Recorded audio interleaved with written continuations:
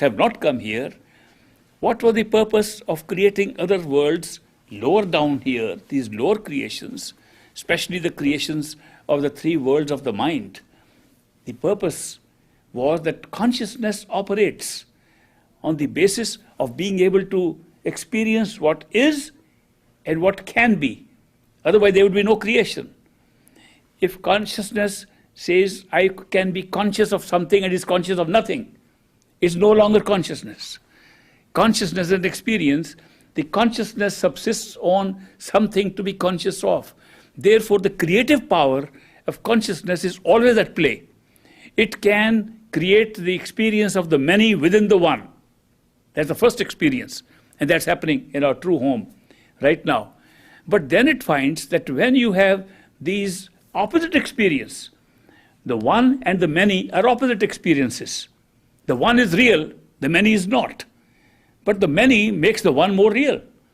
Then you distinguish between the many and the one.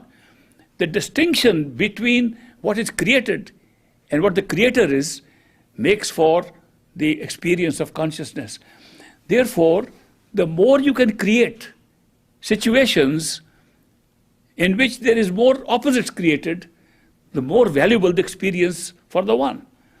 Now, to put it in a more physical terminology, because this is not physical terminology I'm talking of, to talk of the power of consciousness to be one and many, and thereby having an experience of consciousness, it doesn't make sense to us here. Here we say, we are so many of us. Okay, we are many.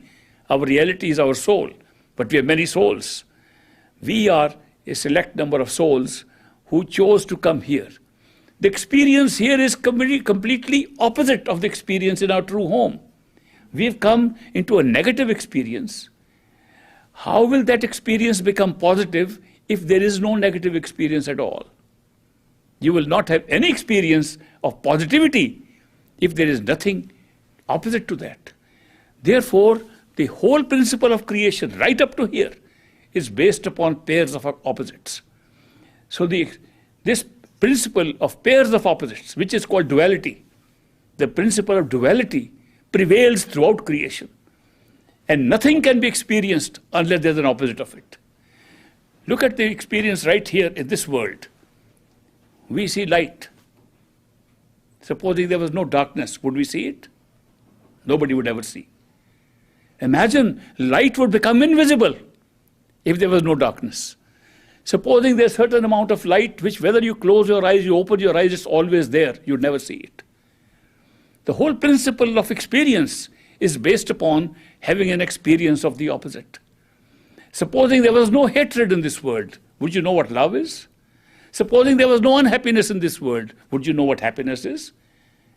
If you had no opposite of anything, you would not have the experience of the opposite. This goes down to the very molecular level of creation, where you find that if the positive and negative of an atom is not there, it doesn't exist.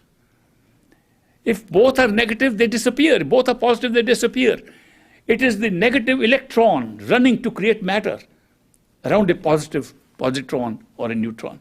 This principle goes down to every level of every type of creation at all levels of creation, right up to our true home. The pairs of opposites is the greatest principle. Now the question is that in the world of the three minds, it's a world of pairs of opposites. It's all a world of duality. But our true home is not a world of duality because there's no time and space to separate it. Then how do you experience there when there's no duality? How do you get the experience there? By the creation of a world of duality here, and that becomes the opposite of a world of duality.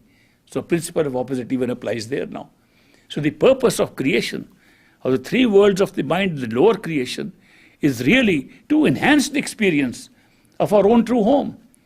And you cannot have that experience unless you have had the experience opposite to that.